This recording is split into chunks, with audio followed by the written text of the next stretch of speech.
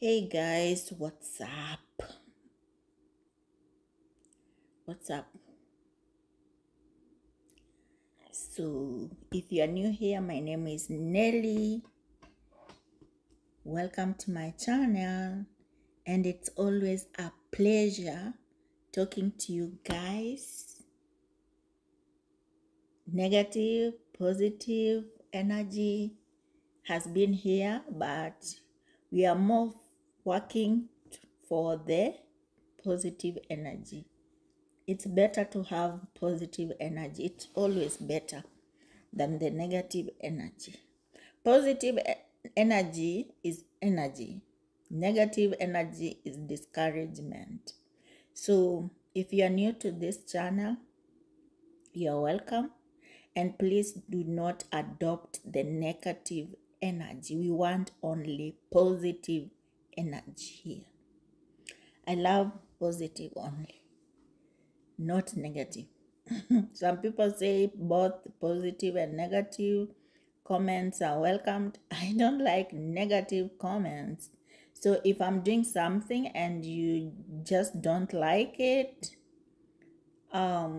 please correct with some type of love. Do not just like yell or talk to me like I'm some kind of a kid or I'm nothing or I'm saying nothing. Yeah?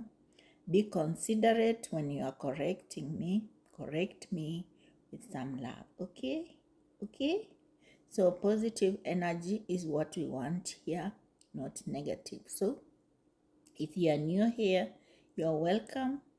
Feel free and like, comment, be part of this channel. So apparently, I said, okay, guys, I said one thing. I said I'm not an ass kisser. I'm not going to be one of those people who are ass kissers. I've seen so many ass kissers, like when you are a fan to someone, you become an ass kisser in a way that you even insult people who are talking about that person. I've seen Naka and Dominic's fans come insult me just because I said something about Naka and Dominic. That's not cool at all. It's not. And it's not even funny. So today we are going to talk about this guy. Oh my God. Bishop Joshua Maponga. Hey, what a wise person. So apparently AU is electing a chairman, and the major two candidates right now is Honorable Raila Odinga, a former prime minister in Kenya, and then there is a former Tanzanian president, Jakaya Kikwete.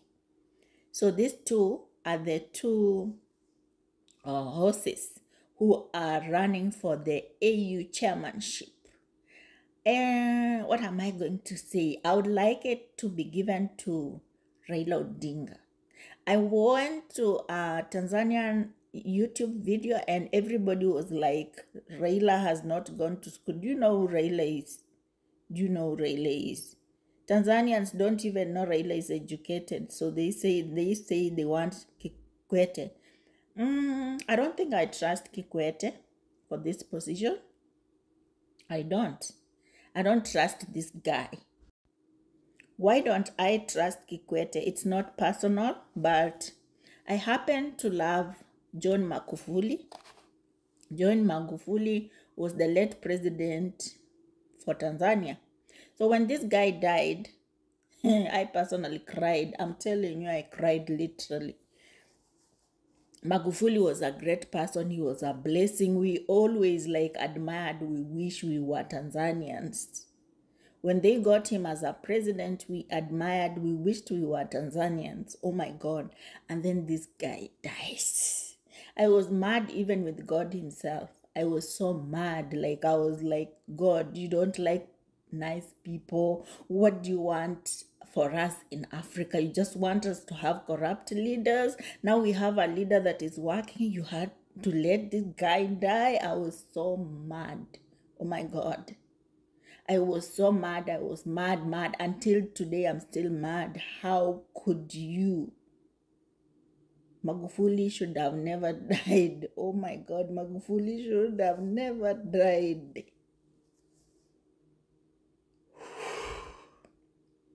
But it is what it is. Magufuli is gone, and funny thing, he's already forgotten. This is so sad. So there is this guy, Wodemaya.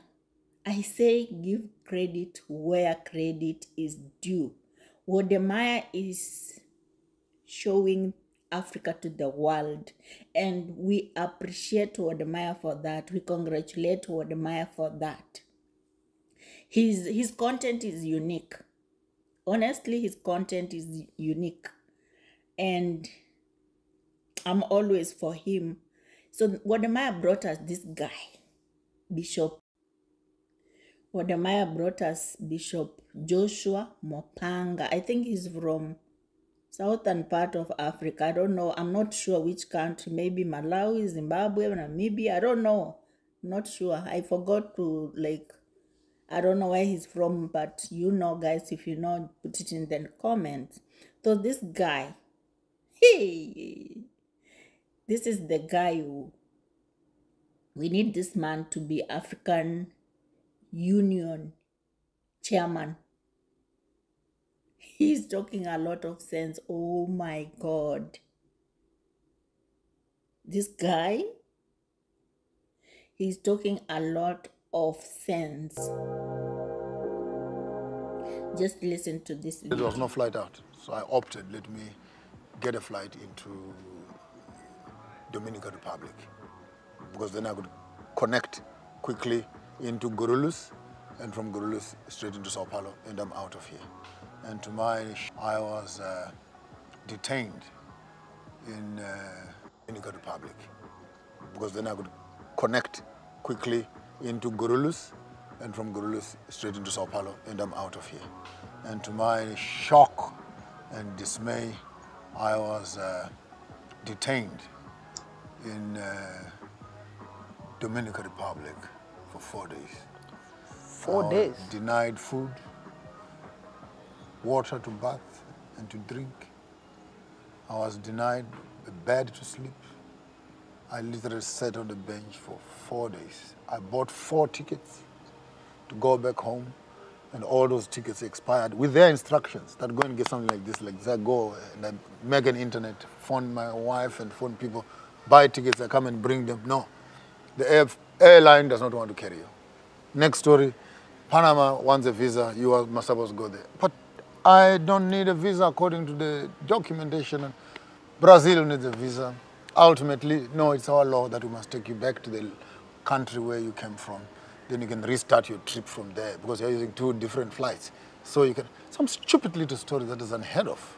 And only to come back into Jamaica and be locked in for another 2 hours, plus $400 to buy a new visa to come back into the country. So as of today, I've had to apply for a visa altogether into Brazil, though on paper it's not required, but the airlines want it. So we must apply for it. Went to Panama to get a documentation from the embassy, though we don't need it, but the airlines want it. So when I get those documents, I hopefully can begin to move away from here and go back home. But if anyone is coming to Dominican Republic, at your own risk.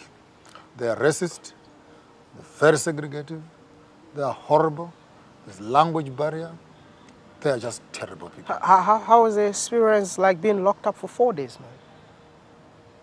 I think it is slave trade on steroids.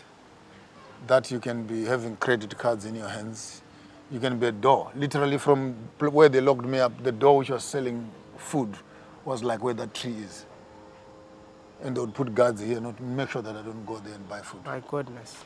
And just sit there. My embassy called. They wrote a letter. I can show you the letter. To release, but they just said their own ambassador for Dominican Republic, who is in Cuba, liaised with my embassy to say release that man. They still refuse. So I became a prisoner in the Caribbean. And where I was, by the way, Domingo means the dogs of God. And this is the place where also the slaves would arrive and be kept in prisons there, and then distributed in parts of the Caribbean, including here where we are.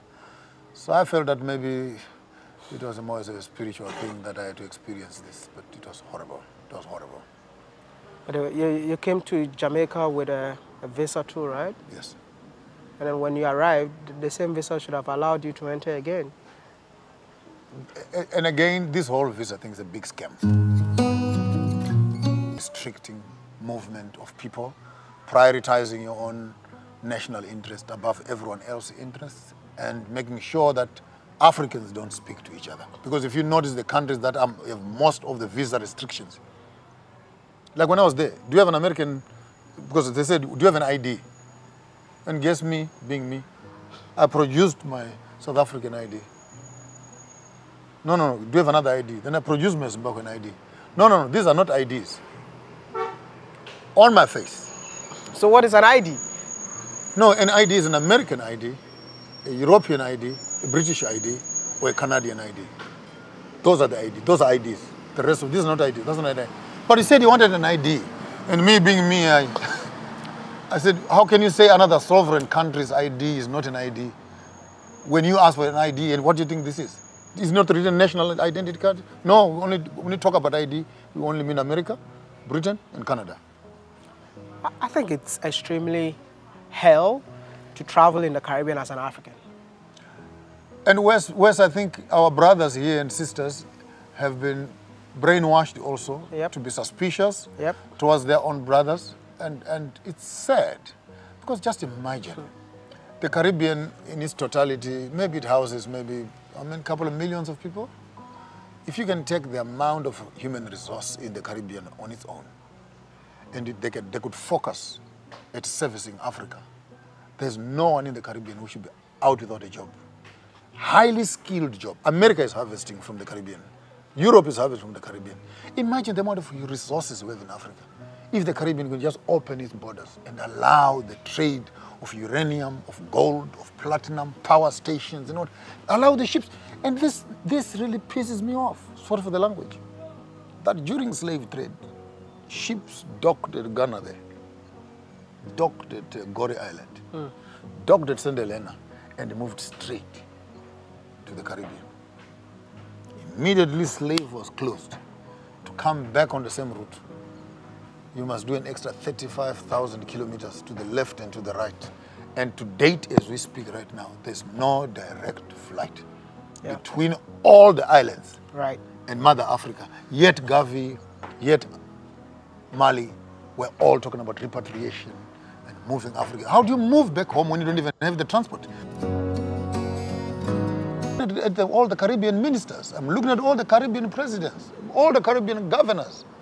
You must be sick in your heads and wasting time sitting in your offices, smoking and burning taxpayers' money when you cannot deliver the tears of the ancestors who sleep on these grounds, who all they wanted was to go back home. And you'd sit in office and make sure that the citizens, the young people, the young generation, will not even know which route to go to Africa. Imagine a high school boy who simply wants to trace his routes, and he's told how many visas do you need just to get across the ocean. Why can't we make it easy?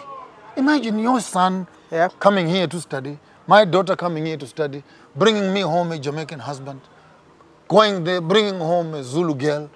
Cultural integration would begin to neutralize this issue. But until we begin to have this conversation, and I'm glad me and you, as you representing the North, me representing the South, we're here to come and tell the fellow Caribbeans that you don't need to be strangers. We are your brothers, and we are your sisters. We are not criminals. I pick up my passport that I'm about to travel within the Caribbean, I get scared. And I've been talking about it. People even felt like I was making their countries look bad. But I'm so glad that you also experienced I'm not making their country look bad. I'm just relating what happened. And the beautiful part is that when you travel and you don't have a big poster on your forehead that says Bishop Maponga J, and with a CV of what he has done, what he's doing, the media and what, and movies, and the amount of influence that he has, Yep. then all of a sudden people must now treat you nicely because you They are know who carrying you the are. credentials. Exactly. Okay, so what happens to the common person? Exactly.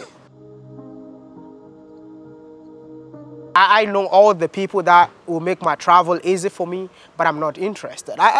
Recently, something happened to me. I was going to Antigua and Bermuda, and then I applied for a visa. They didn't even check. All they saw was an African. This is 2 days ago. This is 2 days ago. All they saw was an African applying for a visa, and they denied me. Like, my $150 was just gone. And funny enough, I posted it, and the Prime Minister himself came to respond that you got this reaction because recently I think over 100 Africans came into our shores and they were illegal. And because of that, any African that applies for a visa, we deny. I'm like, you deny without even checking. It's stereotyping. Stereotyping, and they're already wired like that. They already with these. You see, when I lambast my African political leaders, that you are Uncle Toms, you are stooges who are managing the colonial system to benefit to you, to the sacrificing of the community that is under you. Because under common normal circumstances, it does not make sense that an all-black government, all black, could same colonial rules that oppressed them, now they are responsible for managing the same rules. How can you expect the laws that oppressed you to liberate you? How does it happen? The man that raped you and abused you, he comes around and says, now I'll help you to heal.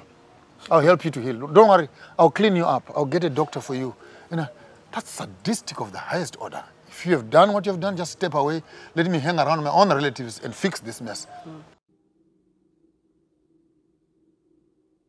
Okay, now he said that we will feel very okay if our Kenyan girls went to the Caribbean, specifically to Jamaica, and brought us Jamaican husbands.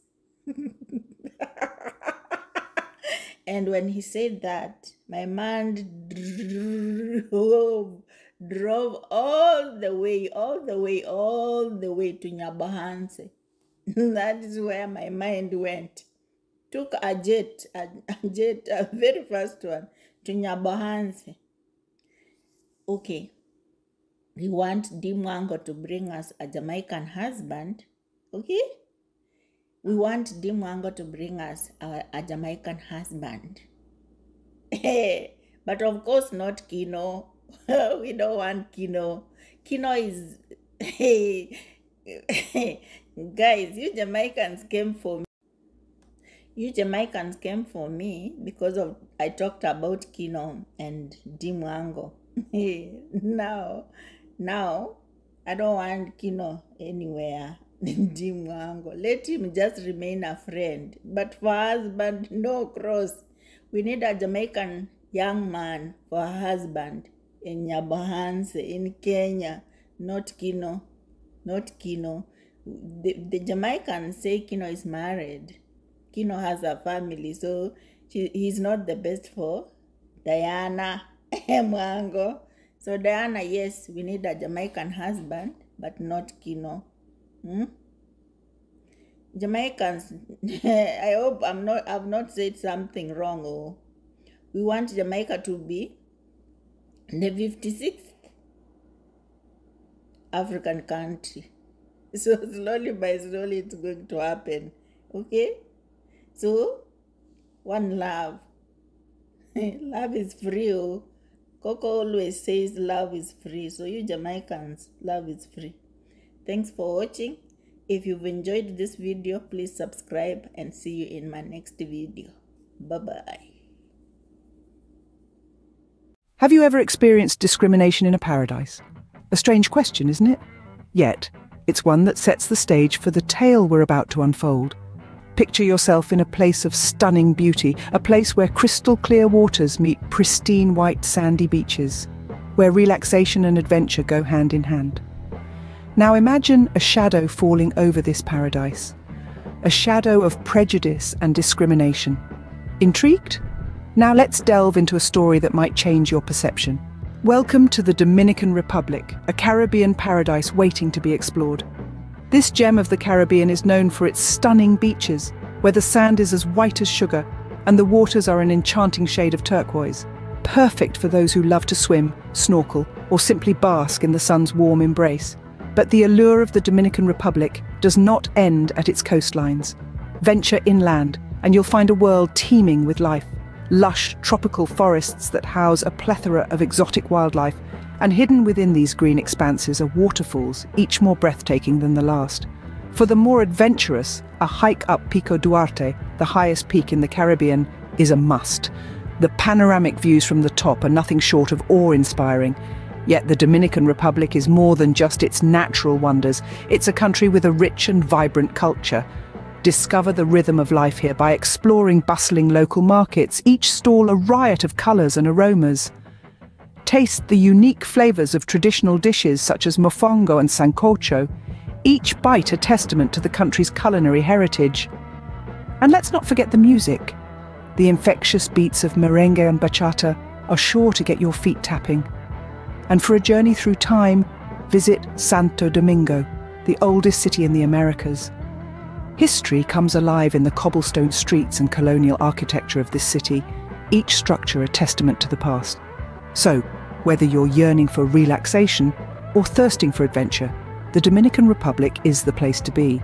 It's a country that promises both in abundance. Pack your bags and get ready to experience the beauty of this tropical paradise. But as we delve deeper into the heart of the Dominican Republic, we must ask ourselves, is there a darker side to this paradise? The Dominican Republic, a country that promises relaxation and adventure, but is there a darker side to this paradise? Meet Joshua Maponga, an African traveller who came to enjoy this Caribbean wonderland. Joshua, a seasoned explorer, had set his eyes on the Dominican Republic, a place of tropical allure and cultural charm.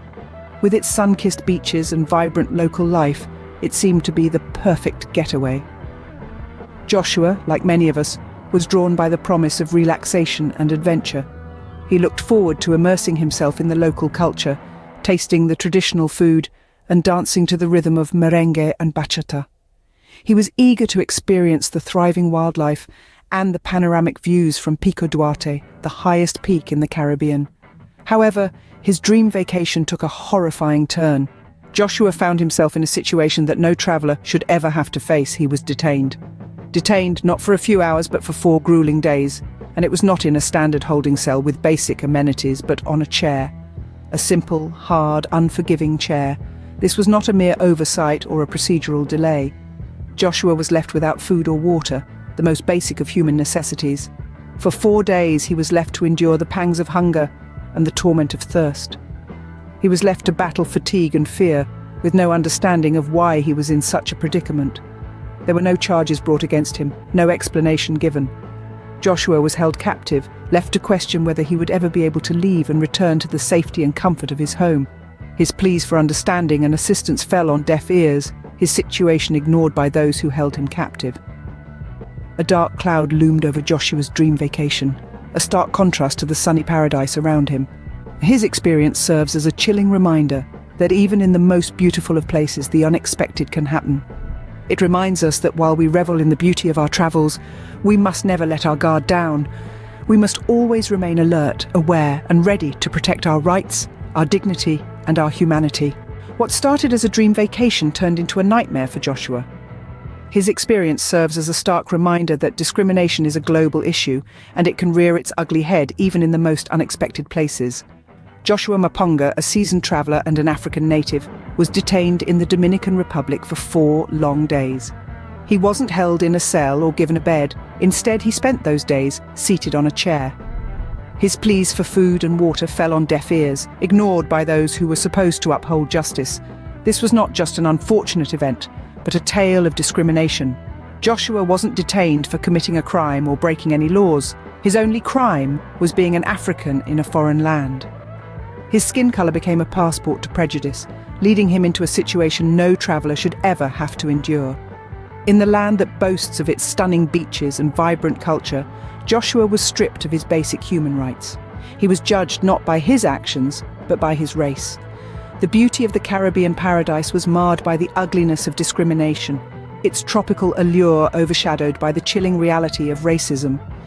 As Joshua sat on that chair, He wasn't just fighting for his freedom, but also his dignity. He was standing up against a system that favoured the colour of one's skin over the content of their character. His story serves as a stark reminder that discrimination is not just a problem in one country or one continent. It is a global epidemic that needs to be addressed. Joshua's ordeal ended after 4 days, but the scars from this experience will last a lifetime. His dream vacation turned into a harsh lesson about the realities of discrimination, a lesson that he carries with him to this day. Joshua's story is a reminder that paradise isn't always what it seems. It's a reminder that discrimination can happen anywhere, even in places that seem like a tropical paradise. It's a reminder that we need to continue fighting against prejudice, wherever we find it. Despite the unfortunate incident, Joshua's story isn't just about discrimination. It's about the lessons we can glean from his experience, the insights that reach far beyond his personal ordeal. It's a tale that underscores the importance of awareness, understanding, and respect for other cultures. In a world that's increasingly interconnected, the need to comprehend and appreciate diverse cultures has never been more pertinent. Joshua's ordeal serves as a stark reminder that understanding begins with curiosity, openness, and a willingness to learn. It's about asking questions, seeking out information, and challenging our preconceived notions about places and people different from us. Joshua's experience also highlights the importance of awareness. It's about being mindful of the cultural norms and laws that govern a place, as well as the rights and privileges that we may take for granted. It's about recognizing that our experiences may not be universal, that the freedoms we enjoy might not be the same in another country. But perhaps the most significant lesson from Joshua's story is the importance of respect. Respect for people, regardless of their race, ethnicity, or nationality. Respect for cultures, no matter how different they may seem from our own. Respect for the dignity and humanity of every individual, even in the face of adversity. Joshua's story serves as a poignant reminder that discrimination in all its forms is an affront to our collective humanity. It's a call to action for all of us to stand up against prejudice and intolerance wherever we see it. It's a plea for empathy, for understanding, for compassion. But above all, Joshua's story is a testament to the resilience of the human spirit. It's a story of endurance and strength, of hope and perseverance. It's a story that teaches us that no matter how difficult the circumstances, we have the power to rise above them, to grow and learn from them. Joshua's story is a wake-up call for all of us to challenge our perceptions and biases. It's a call for us to champion empathy, to celebrate diversity, and above all, to strive for a world where respect and understanding are the norm, not the exception. Joshua's story is a stark reminder that discrimination can happen anywhere, even in paradise. The blissful beaches, the vibrant culture, and the breathtaking landscapes of the Dominican Republic are a testament to its beauty. Yet, beneath this tropical facade, Joshua experienced something profoundly unsettling. He was detained for 4 days without food or water, a mere spectator in this Caribbean paradise. As an African, he faced discrimination, a stark contrast to the idyllic image of the Dominican Republic we've painted. It's a poignant reminder that we must challenge discrimination and promote equality wherever we find ourselves in the world. The Dominican Republic, with its stunning beaches, exquisite cuisine, and rich history, is a destination that promises an unforgettable journey. Yet let's not forget, it's also a place where Joshua's story unfolded, a story that has the power to change perspectives and inspire change. His tale is a call to action for us all. It prompts us to look beyond the surface, to question, to understand, and to empathize. It encourages us to become more than just tourists. It invites us to be travelers with a purpose, advocates for change, seekers of justice, and promoters of equality. Could his story inspire you to make a change? Don't forget to subscribe for more travel inspiration.